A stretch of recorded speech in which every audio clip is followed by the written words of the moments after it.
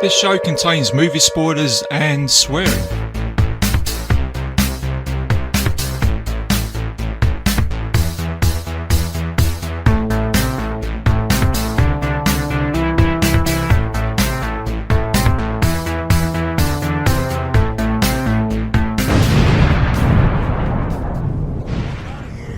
They're gonna erase your sorry ass! You're nothing but street grease here! Street grease, you motherfucker! Is that gasoline I smell? No, man. No! No! No! No!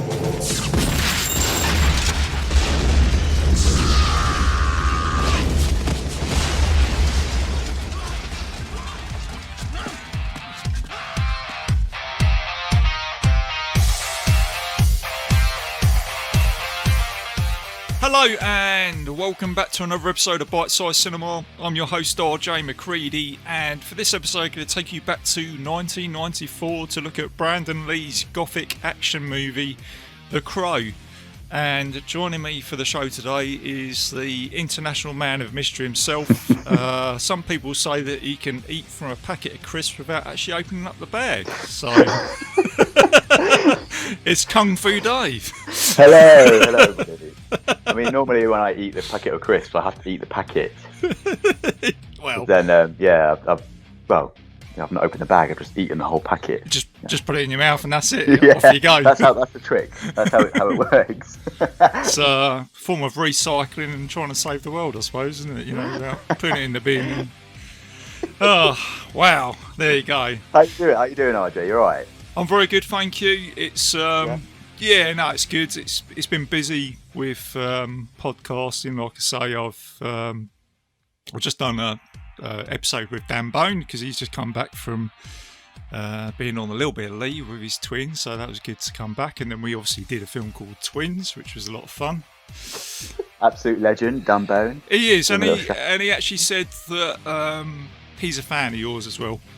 Oh, great. Yeah. That brings music to my ears. Yeah, we had a little conversation off it, and he said, "Oh, who's Kung Fu? You know, it's Kung Fu Dave, dude. You know." The man of mystery. I said, "You're a Lord of the Rings tattoo-clad dude that wanted to be a rock star, didn't work out, and then he just became a regular on Bitesize Cinema." So that's my level of fame now. That is Bitesize. So yeah, that's where you ended up. But yeah, no, it's all good, man.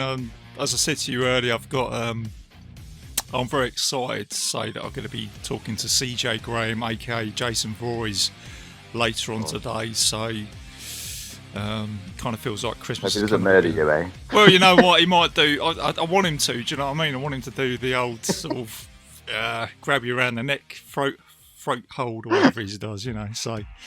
That would be really cool. So that'll be dropping to later on today with this episode.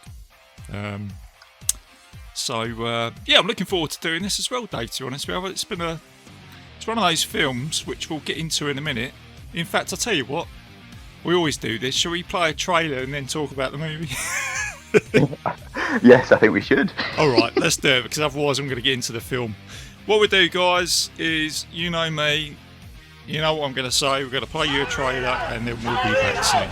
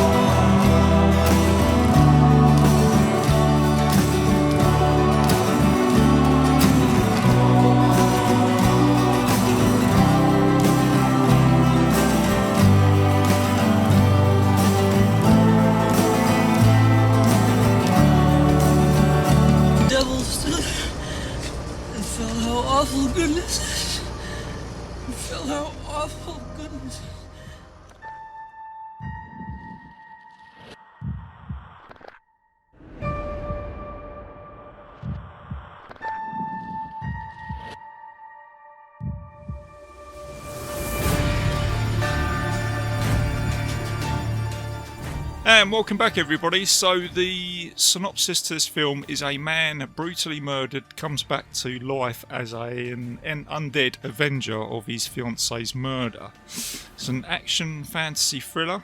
It's got 7.6 on IMDb, which is pretty good. It's a 1 hour and 42 minute runtime with an 18 certificate, and it was directed by Alex Proyas, who also did iRobot with Will Smith, so we'll get back into that later on. So Dave, The Crow. Yeah. Are you a fan of this movie? I am. Yeah. I think it. Yeah, it's. I mean, I watched it probably about 10 years ago for the first time because. Yeah, I think I watched it on Halloween 10 years ago. Actually, that must be it. And when I first watched it, I thought, what the hell is this film? Like, what's going on with it? And then 10 years later, I watched it 2 nights ago for this podcast. Yeah. And probably got a little bit more of an understanding of what it's about. But it's very cool. It's very dystopian, isn't it? I'd say it's got a sort of a Blade Runner-y kind of esque vibe to it. Yeah. But with sort of a more of a gothic, undead twist, I'd say. But no, it's a fantastic film, and it's a bit. Well, I'm sure we'll go into it later with the incident with Brandon Lee. But yeah, Yes. I thought, what a story! You know, what a brilliant story, and it's basically a film of pure revenge, isn't it? On this crime gang that kills Eric and his fiancée. What a cool thing about it, though, because it's called The Crow. I thought when I was doing my research on it, I thought that the name Eric is Draven, isn't it? Eric Draven is his surname. Yeah. And obviously because he's the Crow, Draven, Raven. How cool is that, eh? Yeah. And I think there's a lot of cool stuff like that in this film, isn't it? And it's interesting what you said, where you said, I watched it 10 years ago, and I've watched it recently, and then you said, like you understand it a little bit better. And I think with a repeated viewing of this film, you start to see those little bits of detail. And again, it is a revenge film. And I was thinking about this today. I think a lot about films I'm about to review on a podcast. If I'm doing some chores around the house, it's funny what you think about. You think, oh yeah, and I was even doing the hoovering around the house earlier. I was thinking The Crow. I was thinking, right, okay, do the shake and vac. If anybody remembers that advert, right? And I was thinking, really, this film, The Crow, I'm sort of, I'm thinking it doesn't really. It's not really going to turn out too well for Eric Raven in this film, is it? It is just purely him. He is just coming back to get rid of the badness, isn't he? Really, it's almost like God is saying, right, go get him. I'm going to give you a hall pass to go and get the shit and bring him back to hell, and that's it. And that's basically what this film is, isn't it? But it works at the same time. And I also thought that it feels like a type of Batman type movie with all the sort of gothic darkness and I think Eric Draven is just fucking cool, isn't he? He's badass, isn't he? Yeah. I mean, he looks like a mix of. I mean, his makeup's very sort of Joker-like, isn't it? He's got that kind of white face, and he's got the sort of lines on his lips, and it's very cool. Like, he looks pretty cool, and you wouldn't want to fuck about with him, would you? If you met him in the street. No, and because obviously the other thing with this film is you get the backstory that he was in a rock band, which kind of makes it even more cool, doesn't it? Just because this whole film kind of feels like a bit of a sort of like an Ozzy Osbourne type MTV sort of video, or sort of Meatloaf type of video or something like that. If you know what I mean? It's proper, like, because there's that scene where he's like playing that riff on the guitar, isn't he? And he's when I watched it, I was like, oh fuck, it sounds so cool. Like it proper, like you can the film and sort of heavy metal music, Yeah. you are absolutely right. You could see that it could be a music video for like a Osbourne or a Black Sabbath or Iron Maiden kind of thing, couldn't it? It's Absolutely. that kind of thing. It's Yeah. excellent. Or as Johnny Depp is trying to rip that guitar scene off with his aftershave advert for Visage, if you know what I mean. I was thinking, God, what is that? Is Johnny Depp ripping off the Crow? He's even styled his hair like the Crow, isn't he? Well, that's what I was thinking. You know, I was in the shopping centre yesterday. I saw a picture of him. I thought, fucking hell, it looks like fucking Brandon Lee from The Crow. You know. But yeah, it just oozes coolness. A lot of the sets you can see have been made up with models.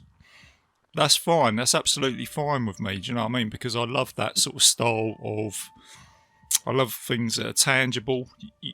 I appreciate that there's a load of guys that just made all this stuff, and that works fine with me. As much as CGI is great today, it does some great stuff. It's good to see that type style of filmmaking. Yeah, you know. At the time though, they probably wouldn't have had the technology, would they? They probably, if they remade the film, it'd probably be CGI to the max, wouldn't it? It'd be like full of CGI. But I think you're right. With it gives it that kind of a bit more of a ornate feeling, doesn't it? Yeah. With models and the way they've done it is really cool. But no, definitely it's up there with. Would you say it's a horror film? I don't know. Well, this is it. I mean, that's a good question, actually. I've heard a couple of guys on the Legion podcast have this debate. I think the Haunted Hill guys might have spoken about that, actually. Where I don't think it is a horror film, because I think if you looked at the actual poster for this film and you saw Brandon Lee stood there in the Crow with all his makeup, I actually thought, funny enough, when I saw the poster, I thought, oh my god, it's a horror film. This looks like a slasher movie. I thought Brandon Lee was like a killer or something. But when you actually watch it, it's an action movie. And this is a good time to sort of lead on to the other thing I thought about this film is it kind of reminds me a lot of John Wick as well. Yeah, you definitely. know, or the Matrix a little bit in a. Just the way some of the set pieces are set up, you know, going back to John Wick, where he's taking revenge on them, you know, the gangsters and that, and some of the kill scenes. But also, whilst we're on that, I think the guys who did all the action scenes choreography for Brandon Lee were actually the guys that went on to go and direct John Wick. Wow, so they okay. actually have a tie with this movie. Trivia for you, yeah. And then, of course, you've got Ernie Hudson in this film as a police officer, who's fucking amazing. I love Ernie Hudson, whatever he does. And Michael... he's the cop, isn't he? They sort of become quite friendly together, don't they? Because at the beginning he's like... Yeah. You know, he's like going to shoot him and stuff, and then they sort of team up, don't they? Yeah, I mean, could you imagine? You know this bloke's dead. The Brandon Lee character's dead, and all of a sudden he comes back looking like a clown. And then you team up with him later on and think, yeah, okay. No one would believe you, would they? I don't think so, no.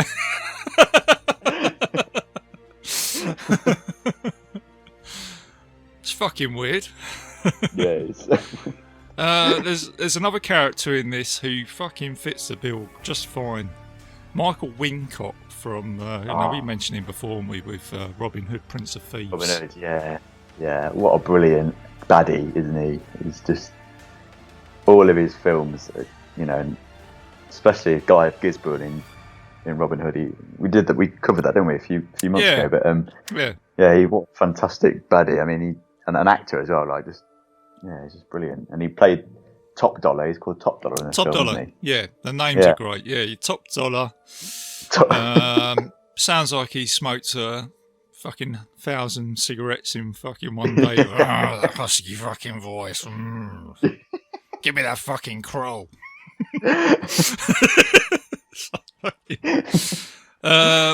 Then on top of that, he's supporting cast with his baddies. You've got David Patrick Kelly plays T-Bird, and he was in The Warriors. You know, the old fucking psycho from the Pogues or whatever it was. Warriors come out to play. Tony Todd, the Candyman. I think he plays Granger, and then Jeff Amada, who's actually one of the aliens from. I don't know. Do you remember the film They Live with Rowdy Roddy Piper? No, Sunglass. He plays one of the aliens in that anyway. So yeah, you got a really good supporting cast, and I think the bag, and I think it's important if you're gonna have a film like this, like a revenge film, the bad guys have got to be fucking bad, don't they? Do you know what I mean? And they are in this, aren't they? They're fucking horrible, rapists, fucking gun dealers, cocaine addicts or whatever. They're the whole sort of. The formula's all there for that, isn't it? So then you can get behind the antagonist or the protagonist in this film. So, I think because he's got to be. I mean, obviously, the Crow or Eric Draven has got to be. He's got to be bad to beat the baddies, almost, isn't he? Yeah. They're so bad. It's just really like nasty, brutal bunch of gang members that have killed him and his fiance, and he's got to like fucking go to town on the money, and it is cool because obviously like it's quite a gory film, isn't it? Like some of the deaths in it. It's like towards the end where he's like ravens or crows. That girl that's sort of in the gang. She's sort of like an oriental looking girl. She he just basically gets his ravens to like gnaw her face off. Oh god, yeah, I know. And there's like blood and then she just falls off. Like it's that kind of clock tower roof kind of scene, isn't it? Yeah. And I was like, God, I was watching this, like, bloody hell, this is proper gory, like when absolutely brutal. But yeah, it sort of gives you that sense of, you know, like he's getting back at these bastards, isn't he? That has done this to him and his lover at the beginning, and it's a proper revengey kind of let's get the bad guys in the most brutal way possible. Yeah, well, that's right. And the other thing is, it's got a very the acting. It feels very sort of Shakespearean as well. The way that Brandon Lee conducts his lines, you know, it's very sort of, is that gasoline that I smell? You know, he's got a lot of conviction in what he says, isn't it? It's almost like he has all the best lines to a conversation, isn't it? He's cut out everything he needs to say, and he just comes out with the last sort of lines. And then it felt like a little bit of a. It felt like a sort of computer game where your character goes through levels of taking on characters. So he goes to the shop and then he tries to find out where the gang are, and then that's where he says, that's what I just said, you know, there's a shopkeeper, is that gasoline that I smell? And he fucking blows the shop up. And then he comes across the first fight is in the alleyway, isn't it, with I've forgotten the name of the character now. But it's where he throws all the knives into his chest, doesn't he? Oh yeah. He said because he throws the knives at him and then he catches them and then he chucks it back and he's like bang, bang. It's really cool, that scene. Yeah. What was his name? He's like one of the gang members that's sort of lower down the pecking order because he kind of like goes predictably. He sort of goes up the hierarchy of the gang until at the end he gets to top dollar, doesn't he? But that's what I mean. That's kind of what I felt like. It was like a computer game because you know you got these characters, but then when he got to top dollar came across as that main boss that has got an extra health bar. You know, where you know you got to give him a little bit more damage to try and kill him. You know, that's how it felt. But it's just good the way the film doesn't really feel like it sort of slows down at any point. It's very pacey. It keeps you gripped, doesn't it? I think you always like, you can't really turn away from it, can you? No. But then the other thing that kind of move the story along quite well, I think, is the little girl, isn't it? Who's obviously friends with Eric Draven, isn't it? And obviously his fiance, because she goes to visit his grave, doesn't she? And then obviously he comes back, and you have these kind of like nice sort of slow moments where he's basically trying to sort of say, sort of comfort her. And then you've got the music. The music as well can sort of pump up to like a bit of heavy sort of metal, to then some great. really nice sort of very sort of gothic, sad type music. To kind of like complement his sad story that he's dead and he's lost everything. Yeah, you're right with the music. It kind of, it's like the heavy metal scenes when the fighting scenes and stuff like that, and then the sad kind of like melodic side of it is they've got the music right, I think, in this film. I think, especially like metal.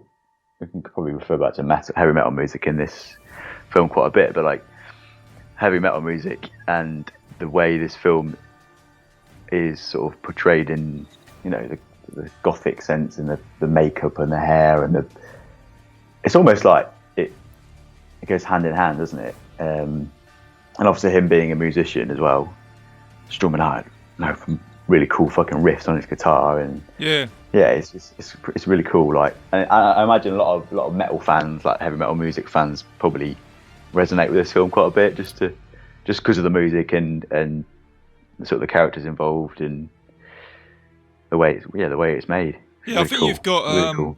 I think you've got Rage Against the Machine, and then you've got artists like Sting, Fleetwood Mac, Crowded House. So it kind of jumps between different sort of music genres. I think you've got The Cure in there as well. Yeah. So yeah, it's a great blend of music, and obviously you mentioned Halloween. I mean, this film, I think there's a lot of people. It's almost like a bit of an in-joke now, isn't it? When people go to a Halloween party, good chance someone's going to turn up as a crow.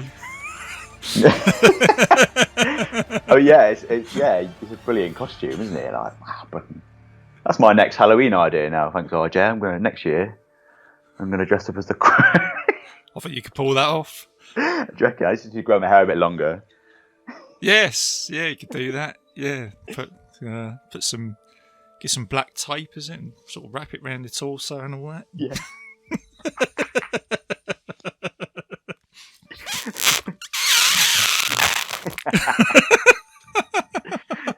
Great sound effects. And then, of course, we've got to mention this as well, as they actually call this Devil's Night as well. So they do. It's like the night before Halloween, which they call Devil's Night, because I think that's when Draven got killed, because he was having a party, wasn't he? And then the next day he was going to get married on Halloween. So yeah, that's kind of cool. Very cool. Very dark, isn't it? And I know we're jumping from sort of scene to scene here, but one of my favourite scenes is when he actually turns up at Top Dollar's domain, and he's stood at the table, and they take a few shots at him, don't they? And then his body just repairs itself very quickly, doesn't it? And then obviously they all fucking start shooting guns, and he just fucking gets up, and I'm thinking, fucking, that's amazing. And and it's ironic, isn't it? We're probably going to go into the sad bit now, because it's very ironic about this character, Brandon Lee. Right, yeah, we ought to mention this. Yeah, you're right. This is a biggie, isn't it? This is a massive part of this film, isn't it? And obviously with recent events with what was his name? Was it Alec Baldwin, isn't it? Yes, yeah, and that's happened recently, hasn't it? I mean, yes. Obviously through no fault of his own, but it must be, God, because the scene where Brandon Lee died or got shot was when he burst into the bedroom of one of the baddies. I can't remember his name, but I did watch an interview with the actor, and who shot him, and he said he never returned to Hollywood after that. So it's quite difficult. I mean, but like, they kept the scene in the film, didn't they? Is that right? Yeah. So, because I always thought that they got someone else to play Brandon Lee's obviously character Draven. I thought they got an actor to look like him, but what they did was actually filmed that scene at the end. They didn't really sort of film the movie in chronological order, so they managed to film most of the scenes. If not, I think it's about 90% of the film they filmed with him. Right. And then they filmed this last scene, which is the beginning scene, obviously. And then that's obviously where this unfortunate event happened. It's so sad. And it was like a health and safety thing with one of the armourers. So I think the armourer who was on set to deal with all the weapons, he actually had a day off, and he handed it over to someone else who wasn't quite sort of 100% knew what he was doing. And I think it was something to do with one of the rounds. I don't know if he accidentally put a live round in there thinking it was a dud, and it was a 44 Magnum or something like that. And it just, I mean. And the unfortunate thing is the chances to that to happen. So yeah, but yeah, it's a weird thing because on a little bit of a segue there, it's also a little bit of a sort of not a mystery, but it seems a bit strange how Bruce Lee died around about the same age as Brandon Lee. And then I think Dan Bone might be able to agree with me on this because I know he's a massive Bruce Lee fan. But in the film Dragon, which was the Bruce Lee story, there was like this. Bruce Lee kind of had this sort of prophecy that he had like a dream demon that something was going to kill him when he was young. Right. And he also had like a bit of a prophecy thinking that Brandon would get killed by the same demon. Oh, so you kind of take that for what you will, but it just seems a bit strange, you know? It's very spooky, isn't it? I mean, this was meant to be the Halloween show, but yeah, you know, we're a bit delayed, but that is very spooky. And and it's exactly, that's right. Yeah, we were supposed to drop this on sort of around the Halloween time. This did tarnish the film at the time because I think they put a halt on it, had to do an investigation. They had all this footage, and then I think there was you had a production company that pulled out and said, right, we're not going to do this film anymore. Right, okay. So it wasn't even going to be released. But then after a time, Miramax picked it up and said that we will do it. And I think they spoke to family, and then they wanted to get it released as a type of tribute to Brandon Lee. So as it turns out now, I think it's such a sad story, but at the same time, this is a film which is a tribute to Brandon Lee, isn't it? You know, and I think anybody that watches it now is just spending a bit of time thinking about him and obviously that sad story. But yes, it is sad. I don't know what else it would have been interesting to see what else he would have gone on to go and do. Some people even say that if he was still alive, he could have been possibly Neo in The Matrix. Yeah, I definitely see that. Yeah, I mean, I don't want to take anything away from Keanu Reeves, but I could have seen that as well because there was two other films he did, which was a film called Rapid Fire and Showdown in Little Tokyo with Dolph Lundgren. Oh yeah. So yes, so yeah, so it's a bit weird. I mean, that scene is like because I don't know because he obviously got shot in the scene, and you see like blood come out of him. But it sounds very dark, but is that real? I don't think they would have kept that scene in. No, I think they would have. No. Yeah, because what they did was they brought in a body double. So in some of the scenes, you only see parts of him, and then there was a couple of scenes. I think when he's in the top dollar lair, where you see him in the rooftop, where you only see the sort of back of the character, and that's like a body double. So Right. they Okay. kind of had to fill it in. But I think 90% of the time with this movie, it is Brandon Lee. They managed to get the footage. But if there's anybody listening to this and I'm wrong, comment on the Facebook page. Let us know. But I think that's what it is. Yeah. I haven't got a clue. But I've heard mixed things. People saying they did keep the scene and they didn't keep the scene. I don't know. So it'd be interesting to do a bit of research on that. But yeah. So that's the unfortunate thing with this movie. But at the same time, it's a great movie to sort of honour Brandon Lee, such as we are today. Talking about this film, and I think it gets better with repeated viewing, and the older it gets, the better it gets for me personally. yeah, totally, mate. Yeah, absolutely. And there's been some talks about remaking The Crow, and I don't even. Honestly, I don't really feel like it needs a remake. I mean, there's been some sequels that have been made which I haven't watched because I've heard they're not very good. So I'm a bit funny like that. I heard, obviously, because you're never going to be as good as the original. I heard they weren't very good either, so I didn't bother watching them. But I just want to say something. You know the end scene. Does he give Sarah, the girl Sarah, the engagement ring? Doesn't he? Yeah, I think he does. The grave, yeah. Yeah. But it's funny because I think there's a quote. It says something like, "While people die, love lasts forever," and it's just weird how he died during this film, and there's like a massive following of The Crow. Like people love The Crow, don't they? Yeah, it is. It's a bit of a strange thing because I remember that coming up at the end of the film, and I was like, oh, that's very odd.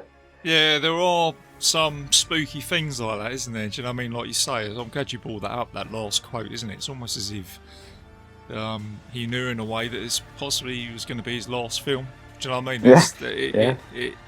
I do find things spooky like that, and it's very strange. But yeah, no, like I say, and it kind of goes on to the similar sort of thing with Heath Ledger as well, wasn't it? Oh yeah, of course, yeah. Where you said earlier, where Brandon Lee's got the face paint on, you said, it kind of reminds me of the Joker. Where, Heath Ledger played, I'll say like a similar sort of character, but you know what I mean? It's a bit strange, isn't it? How similar sort of thing happened to him as well. No, he was a really good Joker, wasn't he, Heath Ledger? What a brilliant. Yeah, he did. Yeah, he was very sort of unrecognisable. Every time I watch that film, I think that is not Heath Ledger. That is the Joker. Do you know what I mean? It's just the way he put himself into that character. It's amazing. Yeah. But yeah, like I say, I think. I also think The Crow could have gone in a different direction as well. It could have been a little bit. I mean, it's a dark film, and I love watching The Crow, but it's a very sort of dark and bleak movie, so you kind of got to prepare yourself for when you watch it. But at the same time, I think it could have been even darker, where you could have had Eric come back and not say anything at all. Yeah. You could have had no dialogue from him, and it was just him turning up. That would have been terrifying, wouldn't it? Because that silence is scary, isn't it? You think about it. When you watch horror films and undead things and spirits don't say anything, I think that adds to the threat. It just makes you shit scared. Yeah.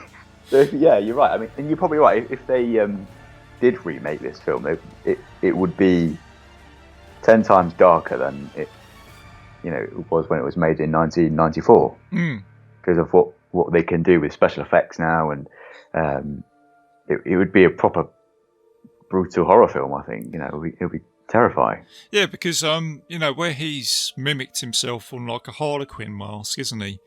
And when you see, you get it in Batman with the Joker, don't you? You get his like Harlequin henchmen, especially in the '89 Batman, where they're kind of like drawing out a door, isn't it, with their hands, and then they open up a door and then they close it, but they don't use any dialogue. But then they start. I always think those Harlequin type characters can tell you a lot by an expression. Do you know what I mean? So they could, almost start smiling and using their eyes, and because they got all the makeup on. And I think that you could have had that with the Brandon Lee character in this, where he just turns up and he just looks at them, and they're just talking to him, and he just doesn't. He just uses all the expressions in his face, and then obviously then he pulls out a gun and then just sort of boom, or uses knives or whatever. And I think that could have possibly worked for this film. I think you're right. Absolutely. Yeah, just as a different sort of take on it. So, yeah. Because I suppose they've got, with films now, they've got to try and change things up, haven't they, and make things a bit different to how they used to be. Yeah. But I think only Brandon Lee could have done that as well, because there's some shots where he doesn't look like his dad, and there's other shots where he does look like his dad. And then obviously Bruce Lee was very much like that with his facial expressions and his fighting, and sort of like this, sort of, especially in Enter the Dragon. So I'm doing these. It's funny, really. I'm doing all these expressions with the mic, but no one can see what I'm doing.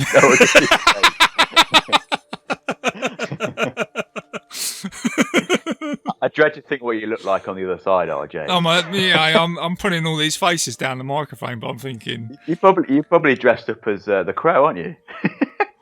Well, I like to get into character for a podcast,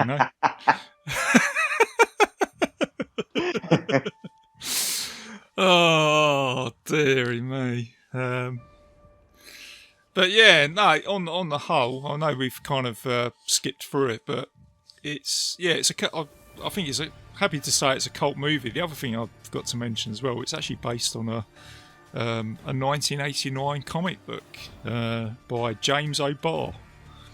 Oh, really? Which has sold 750,000 comics worldwide. So I would say that, when it comes to comic books, this is quite a successful movie adaptation, because that is a difficult thing to do, isn't it? To try and a few have tried, and a lot have failed, haven't they? And, besides from sort of Batman back in this time,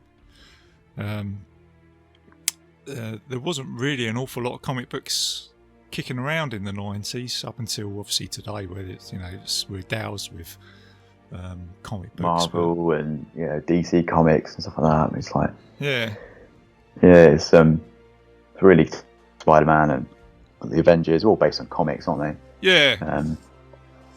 I mean, I didn't know that The Crow was a comic. That's news to me. It was. Yeah, I knew it. I did a little bit of research on it.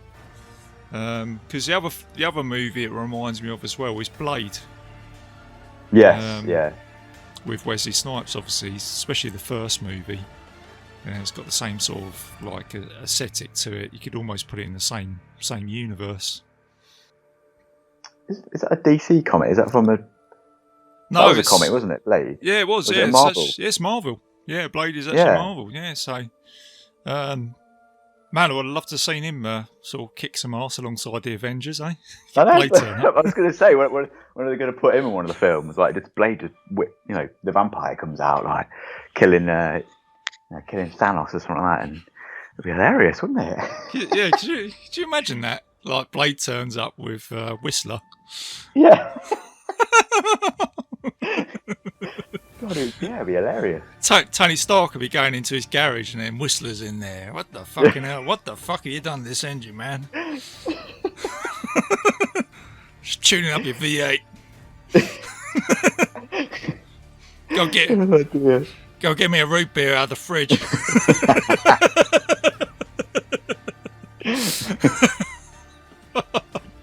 Yeah, I'd like to see that. It could happen. I'd like to see it, yeah, that's it, yeah. A load of vampires sort of turning up in the Marvel universe, yeah. Yeah, the Marvel, yeah, because you've got the Punisher as well in Marvel, so it does go a little bit sort of, it's got some violent areas in it, Marvel, next to obviously the Tony Stark characters and that. I think Blade was like a sort of an adult film, wasn't it? Really, because it was a lot of quite a bit of nudity in it, and oh yeah. I think it was like, because obviously it's Marvel, you think of it as a kiddies kind of. Well, yeah, you do, teen don't you? kind You think thing, of, but- like, say, you think of Spider-Man, don't you, and Iron Man and that, but then, you know, Blade turns up. I think the first scene in Blade, you get a load of blood coming down from the ceiling, don't you? Yeah. You know, everybody's sort of like dancing in a load of blood. It's funny you mention that, because, like, you know, when the Crow, when he kills Top Dollar at the end, Yeah. he like falls, and then like there's like a spout, isn't there? Because it's raining, and there's a spout. I think it's like a gargoyle or something with an open mouth or something. But all this blood just comes out of this. It's like a I don't know. It's like a load of blood just comes out and drips to the bottom of the building. Like, I thought, that's really cool. Like, Yeah. really gory bit, but yeah. But yeah, really grim, to be honest. Yeah, I think it just adds to the movie, doesn't it? You know, there's like little bits of detail like that in it, and then obviously it's also, I forgot to mention as well, the actual main theme of this movie is the fact that Eric comes back because of the Crow. So the Crow is kind of like an avatar sort of to himself, isn't it? So all the time the Crow's alive, he becomes like an immortal character, doesn't he? Because obviously the Crow gets injured, doesn't it? And then he gets injured himself. Yeah. Because he can't die, can he? The Crow. Well, I don't think so. No, because it's funny because when I watched this for this episode, I always thought that the Crow got shot dead. But he doesn't, does he? He just gets wounded. But during that time where the Crow's wounded, that's where he can't protect Eric, and then he gets taken out. I can't remember if he gets shot or something like that. yeah, he does. Yeah, I think you're right. Yeah. So on the whole, it's a decent movie with a very obviously a sad story about Brandon Lee, but I think the positive that comes out of this movie is it's become a cult film, and it's like it's a good memory for the late Brandon Lee, isn't it? So Yeah, definitely. I mean, if they were going to remake it, who would you want to play the Crow? well, they've already Or Eric mentioned a Draven. few people. They spoke about Tom Hiddleston. Yeah. Oh, yeah. But Um, brilliant. Yeah. I actually think he could do it quite well because he's got that, Yeah. you know, especially where he's like played the Loki character. He's got that menacing look on his face. Luke Evans as well. Okay. Spoke about him. Not sure about that because he's quite a sort of. I think if you go, because obviously Brandon Lee, he's quite a slim frame, isn't he? But he's quite lean, like muscular. So I think you'd still want somebody like that. So yeah, I'll probably go with definitely. today. I'll probably go with Tom Hiddleston myself. Is there anybody that you could think of you'd like to see play? Probably because he played the Joker really well. Joaquin Phoenix. Right. Okay. Yeah. I think he'd be quite good. I mean, he's got like that sort of crazy mentality when it comes to acting, isn't he? But I think he'd be pretty good. Yeah. I think really though. I think you could. I think a lot of people like to remake stuff, but personally, if you ask me, I don't think it really needs a remake because No. the original was so good, and I kind of think it should be left alone as a memory for Brandon Lee. I think so. Should just be left at that. If you want to watch The Crow, just go back and watch the original one. So Yeah, don't bother with the sequels. We're not seeing yeah, them, I mean, so I haven't that's even. I haven't it. even Shit. yeah, it's very rare, isn't it, for a sequel to be decent, isn't it? Yeah. So there you go. That is our mini review on The Crow. It's a great movie. If you haven't seen it, go check it out. If you have seen it, let us know. Put some comments on Facebook if you'd like. So I think for our next show then, Dave, I think we've mentioned it on this one. I think it'd time really good for this episode, actually. I think we should just go ahead and do Blade. Yeah. I think that's a brilliant idea, RJ. Yeah, definitely. Yeah, I think so. Yeah. I think but Wesley Snipes, slaying some vampires. He was cool, wasn't he? Do you know what I mean? And I think, Wesley Snipes had a bit of a sort of heyday, but I think when I think about him, I think of Blade. Yeah, he just oozes cool. And I remember when it came out, I thought, man, that's just, having this sort of like half vampire anti-hero, with, Whistler. And it just, I think Blade would certainly double bill with The Crow for sure. It's a good one to tie up nicely with. So yeah, all right. Who would win in a fight, Blade or The Crow? Oh, you got me there. It's a tricky one, isn't it? It is. I would say you're going to have a 10-minute fight. With me, I'm going to go down. I'm going to I'm going to say that neither one of them would win. I think they just sort of wear each other out. And they'd just be limbless, wouldn't they? They'd just be like two heads left on the pavement. Oh, well, this has gone well. Yeah, I think Blade would probably run a knife through Brandon Lee, but then as he pulls it out, he would realise that he can't kill him. So yeah, I think they'll become mates in the end. Yeah, they'll go and chill out with Whistler in his garage and have a few root beers, Good. I think Eric would be saying, "Oh, I can smell gasoline." No gasoline. Okay, well, on that note, I think we'll end on that. At the end of this review for this movie, we have come to the conclusion that Blade versus The Crow. So could be a movie. Wow, Freddy versus Jason's been done, hasn't it? Oh my god! Yeah, it always, it always sounds good, doesn't it? On paper, doesn't it? It'd be great if there was a Freddy versus Jason movie, or Alien versus Predator. Was that one? You saw what happened with that, Yeah.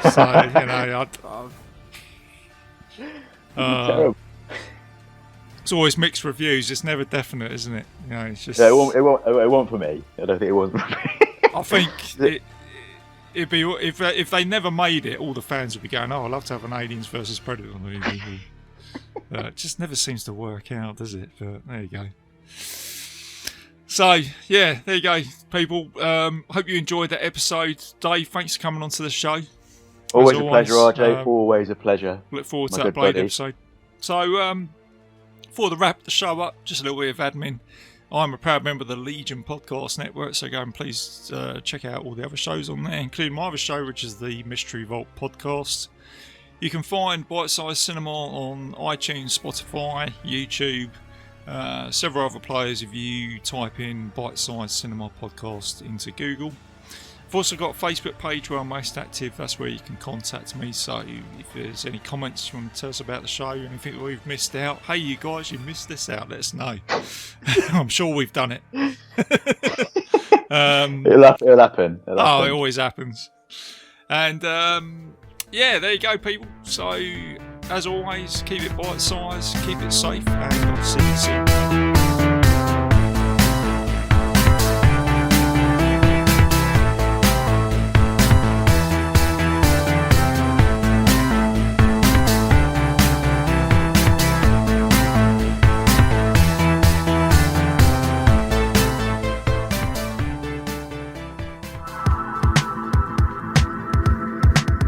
If you enjoyed this show, then make sure you check out the other great shows on the Legion Podcast Network, like Cinema Psyops, Cinema Beef, Devour the Podcast, Duncan and Bo Come Correct, Exploding Heads Horror Movie Podcast, Friday the 13th, Get Slayed, The Hellming Power Hour, Hello, This is the Doom Show, Hero Hero Go Show, Kill the Cast, Underwater Kaiju from Outer Space, Jerry Hates Action, Legion After Dark, Mental Health, Obsessive Cinema, Discourse, Pick 6 Movies, the podcast by The Cemetery, the podcast on Haunted Hill, the Psychosemantic Podcast, Rick Radio, House of Wax, Dude Looks Like the 80s, Rabbit and Red Radio, the Shadecast, Short Bus Cinema, Two Drink Minimum Commentaries, The VD Clinic, Who Will Survive Horror Podcast, and Witch vs. the Doomsday Clock. With such a wide spread of shows, there is guaranteed to be a niche for you to fall in love with.